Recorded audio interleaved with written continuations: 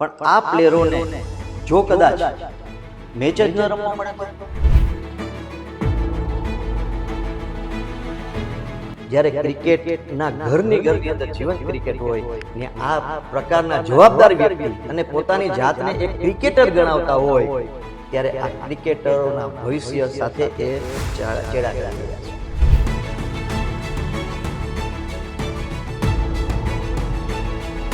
મને તો એ સમજાતું નથી કે નિરંજન શાહ અને જયદેવ શાહ એ કયા આધારે અત્યારે આ સૌરાષ્ટ્ર ક્રિકેટ એસોસિએશનની પ્રોપર્ટી છે, એની ગાડી છે, એ ઉપયોગ કરી રહ્યા છે.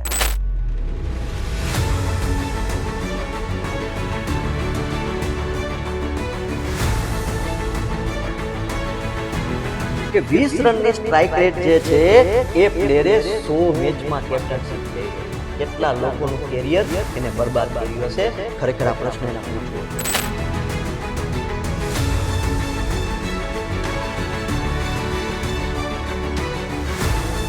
ક્રિકેટના સ્ટેડિયમ હોય કે સિલેક્શન પ્રોસેસ માટેની જે પણ જગ્યાઓ હોય છે ત્યાં વ્યવસ્થાઓનો ખૂબ અભાવ હોય છે. તો જો આટલી બધી ગ્રાન્ટ આવતી હોય તો વ્યવસ્થાઓનો અભાવ શું કારણ? ચોખ્ખે ચોખ્ખી વાત છે, પોતાના ઘર ભરવાનું.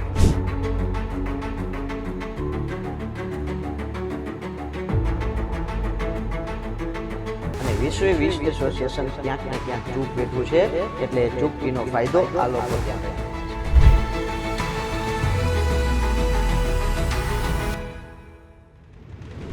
ભારતની અંદર ક્રિકેટનું શું મહત્વ છે આપણે ગલી ક્રિકેટથી માંડી અને જ્યારે વર્લ્ડ ચેમ્પિયન બનીએ છીએ ત્યાં સુધી આપણે દરેક આ ફેઝને આપણે જોયા છે. આપણે ક્રિકેટના મહત્વને ભારતની અંદર એને આપણે બોલિવૂડથી માંડી અને દરેક જગ્યાએ આપણે એને જોતા અને માણતા આવ્યા છીએ. જ્યારે ઇન્ટરનેશનલ મેચ રમાતા હોય છે ત્યારે ભારતની અંદર શેરીઓ ગલીઓમાં જાણે સુનકાર વ્યાપી જાય છે, કારણ કે લોકો એટલા જોડાયેલા છે આ રમત સાથે. પરંતુ જ્યારે ખેલદિલીથી કોઈ રમત રમાતી હોય ત્યાં સુધી એ રમત સારી લાગે છે, પણ જો રમત સાથે રમત થવા લાગે છે ત્યારે ઘણા બધા પ્રશ્નો ઊભા થાય છે.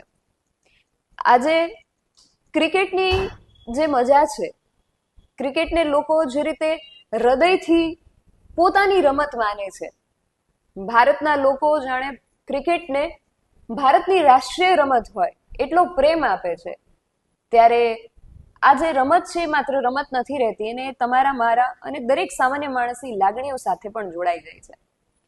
પરંતુ જે રીતે મેં અગાઉ કહ્યું કે રમતમાં જ્યારે રમત થવા લાગે છે ત્યારે ઘણા બધા પ્રશ્નો ઊભા થાય છે.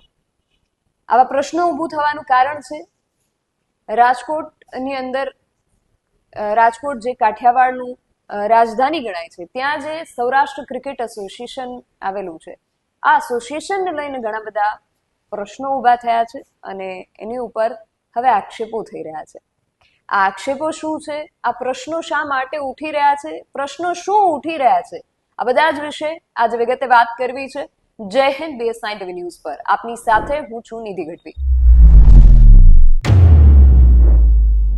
સૌરાષ્ટ્ર ક્રિકેટ એસોસિએશન જે સૌરાષ્ટ્રની અંદર આટલો મોટો વિસ્તાર છે અને વિસ્તારની અંદર દરેકે દરેક નાના નાના ગામડાથી માંડી અને શહેરી વિસ્તારની અંદર જે પણ દીકરો કે દીકરી એવા છે કે જે સપના સેવીને બેઠા છે કે અમારે પણ એક દિવસ આ ફલક પર પહોંચવું છે અને દેશના નામને આગળ વધારી અને દેશ માટે અમારે આ રમત રમવી છે અને આગળ વધવું છે. પરંતુ જો આખું જે માળખું છે એ માળખાની અંદર જો ક્યાંક કાટ લાગી જાય તો આ દરેક દીકરા દીકરીના આ જે પણ સ્વપ્નાઓ છે એના પર ક્યાંક રોક લાગી જાય છે. આ ચર્ચા આજે એટલા માટે કરવી પડી રહી છે કારણ કે આ દીકરા દીકરીઓના સપનાને સ્ટેજ પૂરું પાડતું સૌરાષ્ટ્ર ક્રિકેટ એસોસિએશન જે છે એની ઉપર આક્ષેપો થઈ રહ્યા છે. આ આક્ષેપો કરનાર પણ આ જ ક્ષેત્રના, આ જ ફિલ્ડના એક ખૂબ સારા એવા ભાગ છે અને વર્ષોથી જેમણે આમની આ ફિલ્ડની અંદર પરસેવો પાડી અને એ આગળ આવ્યા છે એવા જામનગરના જે રૂરલ ક્રિકેટ એસોસિએશન છે એના કાર્યકારી સેક્રેટરી સહદેવસિંહ ચુડાસમા આજે આપણી સાથે છે અને એમની પાસેથી આ બધું વધારે વિગતમાં જાણવું છે કે આની અંદર ખરેખર થઈ શું રહ્યું છે અને એમના શું આક્ષેપો અને શું પ્રશ્નો છે. સહદેવસિંહ BS9 માં આપનું ખૂબ સ્વાગત છે. અને સૌથી પહેલા તો આપણી પાસેથી મારે એ જ જાણવું છે કે આજે આ બાબતને લઈને એક રજૂઆત કરવા જઈ રહ્યા છો. આ રજૂઆત શું છે તમારી? જી બેન, થેન્ક યુ. પહેલાં તો BS9 ને હું શુભેચ્છા પાઠવું છું કે નિર્ભય ન્યૂઝ જે લોકો સમક્ષ મૂકી રહ્યા છે અને આજે જ્યારે મને મોકો આપ્યો છે તો હું આપનો ખૂબ ખૂબ આભારી છું. અને ખાસ તો મારે આજની જે રજૂઆત બાબતે જે આપે મને પ્રશ્ન પૂછ્યો, સૌરાષ્ટ્ર ક્રિકેટ એસોસિએશન જે ખુલ્લામાં પોતાની મનમાની કરી અને એ ટીમો દ્વારા મારા અને તમારા પ્લેયરોને રમાડી રહી છે. જે બાળકો આજે આખું વર્ષ 42-44 ડિગ્રીની અંદર મહેનત કરતા હોય, સવારથી લઈ અને સાંજ સુધી એને ક્રિકેટ જીવતા હોય, ક્રિકેટ કહેવાય ને પોતાની લાઈફ બનાવવા ઈચ્છતા હોય અને ઇન્ડિયાને રિપ્રેઝન્ટ કરવા માંગતા હોય, તે જ સૌરાષ્ટ્ર ક્રિકેટ એસોસિએશનની આ જવાબદારી આવતી હોય એ પ્લેયરને રમાડવા. પણ આ પ્લેયરોને જો કદાચ મેચ જ ન રમવા મળે તો, અને સૌરાષ્ટ્ર ક્રિકેટ એસોસિએશન આ કરી રહ્યું છે. અંડર 14, અંડર 16, અંડર 19, અંડર 23 અને ઓપન. હાલની જે વાત છે એ અંડર 16 અને અંડર 23. અંડર 16 ના બેન ટીમો તો બનાવી લીધી છે, જે 20 એફિલિએશન છે એને ટીમો તો બનાવી લીધી છે, પણ ઇન્ટર ડિસ્ટ્રિક્ટ મેચનું આયોજન જ કરવામાં નથી આવ્યું. એનો મતલબ એ છે કે આખું વર્ષ જે પ્લેયરોએ મહેનત કરી છે એ લોકોને જે 2-3 મેચ રમવા મળવાના હતા, જેને પરફોર્મન્સ સાબિત કરવાનું હતું, એ લોકોને પરફોર્મન્સ સાબિત કરવાનો મોકો જ નહીં મળે. સૌરાષ્ટ્ર ક્રિકેટ એસોસિએશને પોતાની મનમાની કરી અને 40 થી 50 જે બાળકો છે, પ્લેયરો છે, એની એક ટીમ બનાવીને એક કેમ્પનું આયોજન કરી નાખ્યું છે. કયા આધારે? બેન, કોઈ કોમ્પિટિશન જ ન થયું હોય તો સિલેક્શન પ્રક્રિયા કઈ રીતે થઈ શકે? અને આ જે સિલેક્શન પ્રક્રિયા થઈ છે એ સિલેક્ટરોએ, જે સૌરાષ્ટ્ર ક્રિકેટ એસોસિએશને બોડી સિલેક્ટરોની જાહેર કરી હશે, તો એ લોકોએ કયા સીટ ઉપરથી કરી હશે મને તો સમજાતું જ નથી. કારણ કે આપણે કદાચ 400 છોકરાઓ છે, મારે 40 ને લેવા, તો આપણે એનો સ્કોર જોવો પડે, એનું બેટિંગ પરફોર્મન્સ, બોલિંગ પરફોર્મન્સ આપણે જોવું પડે. તો એ તો રમાણું જ નથી અને 40 છોકરા સિલેક્ટ થઈ ગયા છે, તો કયા આધાર પર? સારું સમજાતું જ નથી. આ એક જ આધાર છે કે પોતાના રિલેશનના, મારા અને તમારા પ્લેયર્સોની એક આ 40 છોકરાનો કેમ્પ રજૂ કરી દીધો છે. બીજી વાત કરું અંડર 23 ની, એમાં પણ સેમ જ વસ્તુ બની છે. તેમાં પણ કોઈ પણ જાતની ટુર્નામેન્ટ રમાણી નથી અને એની પણ કેમ્પનું આયોજન થઈ ગયું છે, એ પૂર્ણ થઈ ગયું છે. વાત કરીએ અંડર 19 ની. બેન, અંડર 19 છે એના વન ડે ટુર્નામેન્ટ રમાડવામાં આવ્યા. એ વન ડે ટુર્નામેન્ટ રમાઈ ગયા, એનો આજે 1 મહિનાથી 1.5 મહિનાનો સમય થઈ ગયો છે. બેન, આ લોકો પાસે કોઈ એવી આયોજન ક્ષમતા જ નથી કે પ્લેયરો વિશે વિચારી શકે, એના ભવિષ્ય માટે વિચારી શકે. આજે આપણે વાત કરીએ કે 19 ના પ્લેયરો, બેન, એને એક ટીમ બની જવી જોઈએ, એને મેચોની પ્રેક્ટિસ કરાવવી જોઈએ, પણ આ લોકો પાસે કોઈ આયોજન જ નથી. જ્યારે આ બાળકો ઉપરના ભાગે રમવા જાય છે ત્યારે ખરેખર હેપતાઈ જાય છે, કારણ કે એને મેચ તો રમ્યા નથી હોતા. તો કોઈ પણ આયોજન આનું દેખાતું નથી. અને બેન, ખાસ જ્યારે વુમન્સની અંદર ઇન્ડિયા ચેમ્પિયન થતું હોય ત્યારે વુમન ક્રિકેટની અંદર કોઈ પણ જાતના મેચ રમાડવા જ નથી આવતા. ફક્ત ને ફક્ત નેટ ઉપર સિલેક્શન થઈ જાય છે, નેટ પ્રેક્ટિસની અંદર, અને એ વુમન્સની એ ટીમ બની જાય છે. જે રીતે મેં બોયઝની વાત કરી એવી રીતે બહેનોની પણ આ રીતે ટીમ બની જાય છે. વિચાર તો કરો, જ્યારે ક્રિકેટના ઘરની અંદર જીવંત ક્રિકેટ હોય ને આ પ્રકારના જવાબદાર વ્યક્તિ અને પોતાની જાતને એક ક્રિકેટર ગણાવતા હોય, ત્યારે આ ક્રિકેટરોના ભવિષ્ય સાથે એ ચેડા કરી રહ્યા છે. બિલકુલ. અને સદીપભાઈ, તમે એક નાણાકીય લેવડ દેવડની વાત કરો છો કે ગ્રાન્ટ આવતી હોય છે, પણ એ ગ્રાન્ટનો શું ઉપયોગ થાય છે એને લઈને શું તમારી રજૂઆત છે? બેન, આટલા વર્ષોથી આ આક્ષેપો નથી, આ હકીકત છે ને, ઓન પેપર છે. આક્ષેપો એને કહેવામાં આવે કે જે આપણે ખોટું કોઈ પણ કહેતા હોય, પણ હું તો જે કહેવા માંગુ છું એ તો ઓન પેપર છે. આટલા વર્ષોથી આ BCCIના જે કાંઈ પણ ઉપરથી જે ગ્રાન્ટ આવતી હોય વર્ષની, માની લ્યો કે 50 થી 100 કરોડની આવે છે, તો એ લોકોને વાપરવા તો જોઈએ ને. હમ. તો જે એની નીચે 20 ડિસ્ટ્રિક્ટ ક્રિકેટ એસોસિએશન છે બેન, એ લોકોને ફક્ત 36-48 બોલ આપી દે છે, સામાન્ય નેટ આપી દે છે, બાકી કાંઈ નહીં. કોઈ પણ જાતનું આટલા વર્ષોની અંદર જો ડેવલપમેન્ટ ક્રિકેટ પાછળ કર્યું હોય તો સુરેન્દ્રનગરની અંદર એક ક્રિકેટ ગ્રાઉન્ડનું ડેવલપમેન્ટ સૌરાષ્ટ્ર ક્રિકેટ એસોસિએશને કર્યું છે. એ પણ કોનું? તો કે પોતાના ને પોતાનું. તો આ 20 એસોસિએશન છે બેન, આટલી મોટી થાપણો પડી છે, કદાચ એમાંથી 10% વાપરે ને તો આ 20 એસોસિએશનમાં ગ્રાઉન્ડ બની જાય. પણ આ લોકો પાસે કોઈ આયોજન ક્ષમતા જ નથી, અને આવા ખર્ચા કરે તો પોતાના ઘરમાં પૈસા ક્યાંથી આવે? બેન, આના માટે જો આપણે એપિસોડ બનાવવા જશું ને તો 24 કલાકનો એપિસોડ બનશે. આ જે ગેરરીતિ થઈ રહી છે, મને તો એ સમજાતું નથી કે નિરંજન શાહ અને જયદેવ શાહ એ કયા આધારે અત્યારે આ સૌરાષ્ટ્ર ક્રિકેટ એસોસિએશનની પ્રોપર્ટી છે, એની ગાડી છે, એ ઉપયોગ કરી રહ્યા છે. હાલમાં કોઈ હોદ્દા ઉપર તો છે જ નહીં, તો કેવી રીતે? પ્રશ્નો તો એટલા બધા છે અને મારી પાસે જવાબો પણ એટલા બધા છે, પણ એ બેન અત્યારે કરશું ને તો એ ટૂંકું પડશે. આપણે ફરીથી એક સ્પેશિયલ એના માટે એપિસોડ કરશું કે જે આ લોકોએ ગેરવહીવટ કર્યો છે, પોતાના ઘર ભર્યા છે. તમે જે થાપણની વાત કરી, તો કેટલી થાપણો છે અને એનું શું તમારી પાસે કોઈ આંકડાકીય માહિતી? બેન, 22 બેંકની અંદર ડિપોઝિટ રાખવામાં આવેલી છે. 674 કરોડથી લઈને 1000 કરોડ સુધીનું મારા જાણવા મુજબ, મારા ધ્યાનમાં આવ્યું છે, એટલી મોટી માત્રામાં બેંકોમાં આ ડિપોઝિટ રાખવામાં આવી છે. ખરેખર આ ડિપોઝિટ રાખી શકે ખરા? એવા કોઈ નિયમો છે કે ટ્રસ્ટના પૈસા છે એ ડિપોઝિટ તરીકે મૂકી શકાય ખરા? અને એ ડિપોઝિટનું જે ઇન્ટરેસ્ટ આવે છે એ મારા જાણવા મુજબ 45 થી લઈ અને 70 કરોડ સુધી આવે છે. 45 કરોડ રૂપિયા એક વર્ષના જે બેન ડિપોઝિટમાંથી ઇન્ટરેસ્ટ આવે છે, બીસીસીઆઈના જે 50 થી લઈને 100 કરોડની વચ્ચે રૂપિયા આવે છે, તો એક વર્ષના 150 કરોડ રૂપિયા ક્રિકેટ એસોસિએશન પાછળ વપરાતા નથી, તો આ વપરાય છે ક્યાં?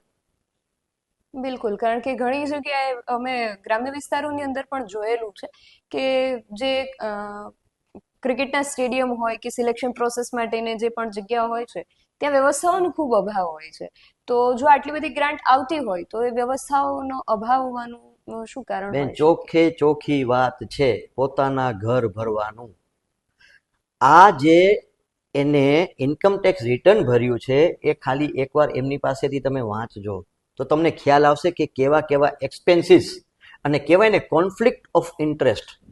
એક બંધારણની અંદર એક નિયમ છે કે તમે કોઈ પણ હોદ્દા ઉપર હોવ તો તમે એનાથી બિઝનેસથી જોડાયેલા ન હોવા જોઈએ. પણ આ લોકોને તો કાંઈ શરમ છે જ નહીં. હોટલો છે, કેટરિંગ છે, અને બેન એક તો તમને કહું 75 લાખથી 95 લાખની આસપાસ એક ટેસ્ટ મેચનું ફક્ત કેટરિંગ બિલ છે, 5 દિવસના મેચનું. કઈ રીતે માનવું? અને જે 20 એસોસિએશન છે એની પાછળ જો આટલો ખર્ચો કરવામાં આવે તો તમારી જે વાત છે કે ગંદકીની અંદર જે સિલેક્શન થયું હતું એ બેન ન થાય, પણ જો આ વાપરે તો ન થાય. પણ આ કોઈની પાછળ નથી, અને 20 એસોસિએશન ક્યાંક ને ક્યાંક ચૂપ બેઠું છે, એટલે એ ચૂપકીનો ફાયદો આ લોકો ત્યાં રહી રહ્યા છે. આ લોકો માસ્ટર થઈ ગયા છે ખોટું કેમ કરવાના, માસ્ટર. કારણ કે આટલા વર્ષોમાં કોઈ પ્રશ્ન જ નથી પૂછ્યો, અને જો કોઈ પ્રશ્ન પૂછે તો એને સામ દામ દંડ ભેદથી એને દબાવી દેવામાં આવે છે. સદીભાઈ, અત્યારે ગુજરાત હાઈકોર્ટમાં આ બાબતને લઈને કેસ ચાલુ છે, કેસની શું વિગતો છે? જી બેન, એની વાત કરું ને તો ખરેખર આ લોકોએ ચૂલુભર પાણીમાં ડૂબી મરવું જોઈએ. કારણ કે ગુજરાત હાઈકોર્ટે જે ચૂંટણી પ્રક્રિયા હતી એના ઉપર રોક લગાવી દીધી છે. હવે રોક હાઈકોર્ટે ક્યારે લગાવી હશે? કારણ કે હાઈકોર્ટે સંજ્ઞાન લીધું હશે કે આ ખોટું છે. કારણ કે હાઈકોર્ટને ક્યારે ખ્યાલ આવ્યો, પોરબંદર ક્રિકેટ એસોસિએશને હાઈકોર્ટમાં જ્યારે એક કેસ દાખલ કર્યો કે 489 સભ્યોમાંથી 127 તો પોતાના જ કુટુંબના છે. આખું જે સૌરાષ્ટ્ર ક્રિકેટ એસોસિએશનનું માળખું છે તો એમાં કે પ્રમુખ કોણ? તો કે પોતે. સેક્રેટરી કોણ? તો કે પોતાનો ભાઈ. ખજાનચી કોણ? તો કે પોતાના મિત્રનો દીકરો. આ જે મુખ્ય હોદ્દાઓ અને એપેક્સ કાઉન્સિલની અંદર જે કોઈ પણ છે એ મારા ને તમારા, બાકી કોઈના નહીં. બીજું કે હાઈકોર્ટે જે સંજ્ઞાન લઈ અને રોક લગાવી છે બેન, ત્યારે તો ખરેખર જ્યારે ચૂંટણી જાહેર થાય ત્યારે બધા હોદ્દાઓ બધી બરખાસ્ત થઈ જાય. તો આ લોકો કઈ રીતે અત્યારે વહીવટ કરી રહ્યા છે? હાઈકોર્ટને તો ખરેખર આ લોકો ઉપર એડમિનિસ્ટ્રેટર તાત્કાલિક ધોરણે મૂકી દેવો જોઈએ, કારણ કે આટલી મોટી જે થાપણો છે એ કદાચ પગ કરી જશે તો એ લોકોને કેવી રીતે રાઇટ્સ આપ્યો છે કે આટલા રૂપિયાનો તમે ખર્ચ કરો? ખરેખર તો તાત્કાલિક ધોરણે હાઈકોર્ટે આ સંજ્ઞાન લઈ અને આના ઉપર એડમિનિસ્ટ્રેટર રિટાયર્ડ આઈએસ અથવા આઈપીએસ ઓફિસરને મૂકી અને તાત્કાલિક પોતાના કંટ્રોલમાં લેવું જોઈએ. અને બીજું બેન, આની શરૂઆત કરીએ તો રાજકોટ ચેરિટી કમિશનરની અંદર નોંધાયેલું આ ટ્રસ્ટ છે, તો તમામ જાતની જવાબદારી કોની થાય? તો પહેલા તો ચેરિટી કમિશનરની જવાબદારી થાય કે એની પ્રિમાઇસીસની અંદર આ ટાઈપનું ખોટું વલણ થઈ રહ્યું છે, આ ટાઈપના મોટા ગોટાળાઓ થઈ રહ્યા છે, અને એ પણ કેવા? તો કે નિયમોના લેરે લેરા ઉડાડીને. તો મેં ચેરિટી કમિશનર સાહેબને એક પત્ર લખ્યો અને એના પછી એને મારી સાથે બેઠાડ્યા. બેન, અમે 2.5 કલાક ત્યાં પૃથ્વીસિંહ જાડેજા હતા, એમની સાથે મેં ચર્ચા કરી છે. જે એના ક્વેશ્ચન હતા એને મેં લેખિતની અંદર નહીં, એના કાયદેસર જે રીતે ફાઇલમાં ડોક્યુમેન્ટ થાય મેં એને પૂરેપૂરા આપ્યા છે. 2.5 કલાક ચર્ચા કર્યા પછી એ લોકોને બોલાવવાના છે અને મેં કીધું છે કે જેટલા હોદ્દેદાર હોય એનું તમારે સ્ટેટમેન્ટ લેવું જોઈએ, અને જો લેશે તો 100% આમાંથી જે પડદો છે ને એના પાછળનું પિક્ચર દેખાશે. અને સદેવભાઈ, તમારે એક વિડીયો તમે જે સોશિયલ મીડિયામાં મૂકતા હો છો એમાં મેં એક જોયું હતું, તમે કેપ્ટન બાબતે કંઈક વાત કરતા હતા, એ શું હતું? બેન, ખરેખર તો મને હસવું આવ્યું, પણ આ આખા સૌરાષ્ટ્ર નહીં, આખા ઇન્ડિયાને હસવા જેવી વાત છે. બેન, નિરંજન શાહ એનો પુત્ર જયદેવ શાહ, એટલે આ તમે જોજો, આપણે કહીએ ને કે જે ગાદી જે વારસાઈમાં મળે, બધું વારસાઈમાં જ છે, પણ આપણે એના સંતાનની વાત કરીએ. બેન, એ કેપ્ટનમાંથી રિટાયર્ડ થયો, નેક્સ્ટ ડે સીધે સીધો સૌરાષ્ટ્ર ક્રિકેટ એસોસિએશનના પ્રમુખ બની ગયા. આ તો કેવું આયોજન! અને બીજું કે જે વારસાઈમાં મેચો રમ્યા છે નિરંજન શાહના આશીર્વાદથી, કારણ કે એનો દીકરો છે, રમાડો પડે ને બેન, સંતાન તો પ્રેમ તો બધાને હોય ને, આપણે હોય, મેને હોય, નિરંજનમાં આપણે એનો વિરોધ નથી કરતા, પણ બેન એનું જ્યારે આપણે તમે અત્યારે આ સોશિયલ મીડિયામાં અને સીધે તો ગૂગલ કરજો તો તમને ખ્યાલ આવશે. બેન, 110 મેચ જયદેવ શાહ રમ્યા છે, એમાંથી 100માં કેપ્ટનશીપ કરી છે. અને ઇન્ડિયાની અંદર એના કાકા છે એમ કહે છે કે આ તો રેકોર્ડ કહેવાય કે 100 મેચમાં કેપ્ટનશીપ કરી. પણ શું કામ કરી? નિરંજન શાહનો પુત્ર હતો ત્યારે. અચ્છા, એટલે એમને પોતાને એવી કોઈ કેપ્ટન જેવી લાયકાત નથી, એવું તમે? બેન, 20 રનની એવરેજ છે, એની સ્ટ્રાઇક રેટ 20 રનની છે. અને હું તો ખરેખર આ એક ગિનિસ બુક ઓફ વર્લ્ડ રેકોર્ડને ભલામણ કરવાનો છું કે તમે તમારામાં લ્યો કે 20 રનની સ્ટ્રાઇક રેટ જે છે એ પ્લેયરે 100 મેચમાં કેપ્ટનશીપ કરી. કેટલા લોકોનું કેરિયર એને બરબાદ કર્યું હશે? ખરેખર આ પ્રશ્ન એને પૂછવો જોઈએ. બિલકુલ. તો હવે તમે નિરંજન શાહની વાત કરી એટલે એક પ્રશ્ન થાય કે રાજકોટનું જે ખંડેરી સ્ટેડિયમ છે એમને નિરંજન શાહ સ્ટેડિયમ નામ આપવામાં આવ્યું છે, એના વિશે તમારું શું મત છે? બેન, આ તો મોટું કાંડ છે. અચ્છા. રાજકોટ ક્રિકેટ સ્ટેડિયમને એકમાત્ર નામ આપવામાં આવ્યું નિરંજન શાહ સ્ટેડિયમ. બેન, નિરંજન શાહ ભૂતકાળના બીસીસીઆઈના સેક્રેટરી રહી ચૂક્યા છે એવું માનીએ આપણે, પણ એ ક્રિકેટર છે ખરા? હવે જેના નામનું ગ્રાઉન્ડ છે એને જ્યારે મેં ચેક કર્યું ફેક્ટ, તો 12 મેચ રમ્યા છે અને 281 રન કર્યા છે. ખરેખર તો નિરંજન શાહ સ્ટેડિયમ છે એની નીચે આનું પોતાનો સ્કોર લખવો જોઈએ કે મેં શું એક્ટિવ કર્યું છે ક્રિકેટની અંદર. ફક્ત ને ફક્ત ગોટાળા, એના સિવાય નિરંજન શાહે કાંઈ કર્યું નથી. જામ રણજી, જેના નામની રણજી ટ્રોફી રમાય છે અને એમાંથી ઇન્ડિયાને રિપ્રેઝન્ટ કરે છે આપણા પ્લેયર્સો, દિલીપસિંહ, આ બે તો આપણે મોટા નામ લઈએ. બેન, એ પછી સૌરાષ્ટ્રના ક્રિકેટરોમાં લઈએ તો વિનુ માંકડ છે, તમે વિચાર કરો, અજય જાડેજા છે, તમે વિચાર કરો, રવિન્દ્ર જાડેજા છે, ચેતેશ્વર પુજારા છે, જયદેવ ઉનડકટ છે, એવા કેટલા પ્લેયર છે. બેન, એને નામનું એક નાનકડું સ્ટેન્ડ પણ નથી. હું તો મારે ન બોલાય અને આજે મારે નથી બોલવું કારણ કે આપની સમક્ષ બેઠો છું એટલે વધારે, પણ બેન ખરેખર આ એક કાંડ છે. અને નિરંજન શાહ સ્ટેડિયમ જે નામ લખવામાં આવ્યું છે ને ત્યાં ખરેખર પાછળ લખવું જોઈએ કે આ નિરંજન શાહને સુપ્રીમ કોર્ટે કીધું છે કે ક્રિકેટની આજુબાજુમાં પણ ન જવું. આ સુપ્રીમ કોર્ટે એના ઓર્ડરમાં લખ્યું છે. અચ્છા, એનું કારણ? એનું કારણ છે કે આ લોકોએ સાથે મળી અને જ્યાં જ્યાં ક્રિકેટને જેટલું પોતાના માટે થઈને નુકસાન પહોંચાડવું પડતું હતું, અડચણો ઊભી થતી હોય એ અડચણો ઊભી કરી હતી.